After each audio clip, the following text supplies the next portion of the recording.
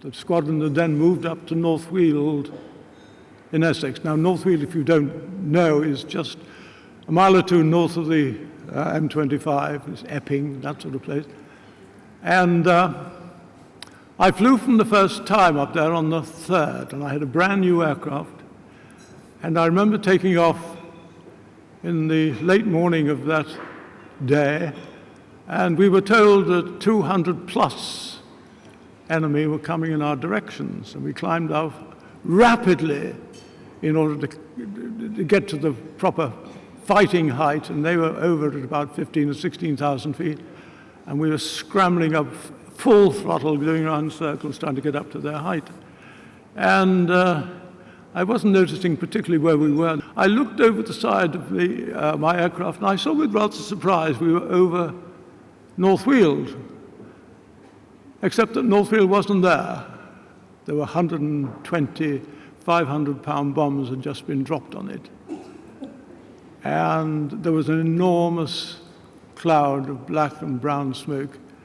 And I remember thinking the silly little things one thinks about. I wasn't worried too much about the airfield being destroyed. I suddenly wondered, where on earth are we going to land now? Because there's nothing in King's regulations that tells you what to do if your aircraft just suddenly disappears, or your airfield just suddenly disappears. So after the smoke had finished, or it was dissipated, we found ourselves making a circuit of the airfield, and then landing between the 50 or 60 enormous molehills on the grass, weaving like dirt truck riders in motorcycles. And the airfield was a mess. There was no tannoy. One of the hangars was on fire, aircraft being destroyed. There were fires everywhere. People had been killed, and there were ambulances taking the injured and dead to hospital. And then almost immediately it was scrambled again, and we took off and flew towards the south. And this was the first time I'd ever flown towards London. And there was London spread out on the right. And the thing that people tend to forget is London during the war had about 1,000 balloons in order to deter low-flying attack. And I remember looking down at that, and I'd never seen that many balloons in my life. The estuary curled away to the left, and this enormous expanse of Kent and Sussex lay before us. And we went down towards Dover, and I looked down at Dover well underneath. And then about 40, 50 German fighters flew over the top of us. And then again, I wasn't really frightened, upset about them. I was just enormously interested. There were these little chaps swimming around the place like minnows in a pool, all brightly colored. And they didn't attack us, and for one reason or another, we couldn't attack them. We were too low. But we circled round and flew back to North Weald. 3 trips I had that first day, and there's one I always will remember. The month of September, I would describe as violent and decisive.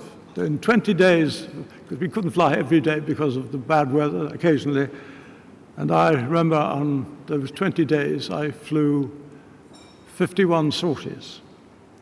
And there are various things I could talk about, but I want to keep it fairly short. But there's so many myths circulated about what was going on, and I simply want to explain that it is sometimes very difficult to see aircraft in the air. When you're over Kent or Sussex, and you've got the place spread out before you, you think, my goodness, a single aircraft coming in front and we would see it, but of course this is absolutely nonsense. 500 aircraft could pass you within 5 miles and you'd never see anything. And if you don't believe me, you stand on the road and look 5 miles left and right of you and see what you can see. You can't see anything.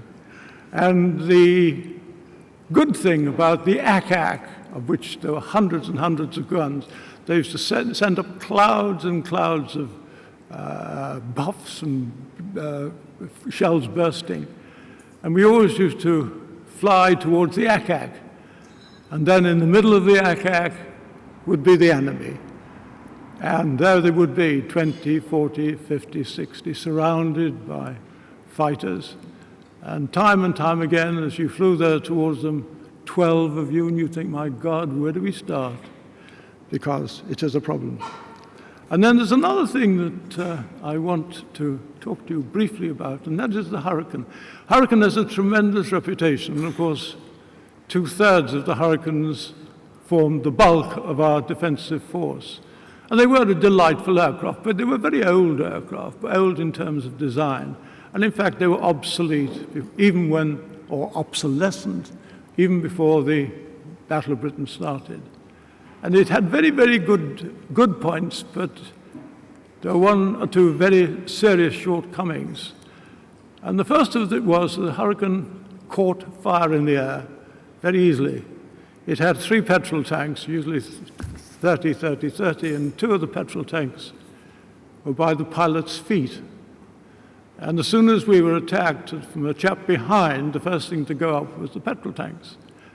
And the fire was then drawn into the pilot's cockpit, straight into the pilot's face and hands. And this is why so many people were hideously burned and mutilated flying Hurricanes. And the other thing was that we were underarmed. We had pea shooters. We had 8 Browning machine guns, or 303. The Germans, on the other hand, had cannons. The Germans could demolish us with 4 shots.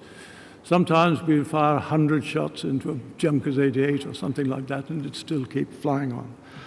So the shortcomings of the Hurricane were very real, and it has a tremendous reputation, but some of us didn't really like it that much.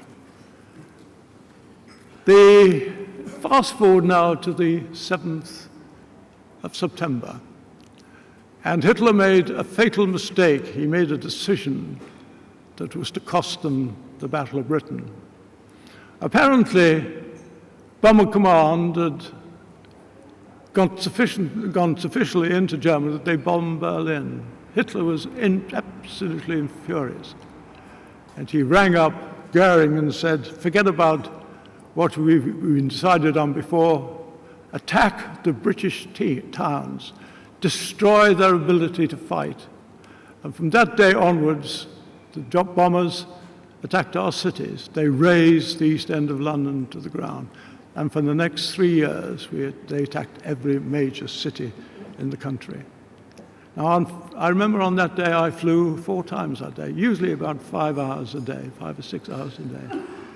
And the RAF claimed 103 aircraft, but actually, it was an overestimation, and we probably shot down 40 or 50.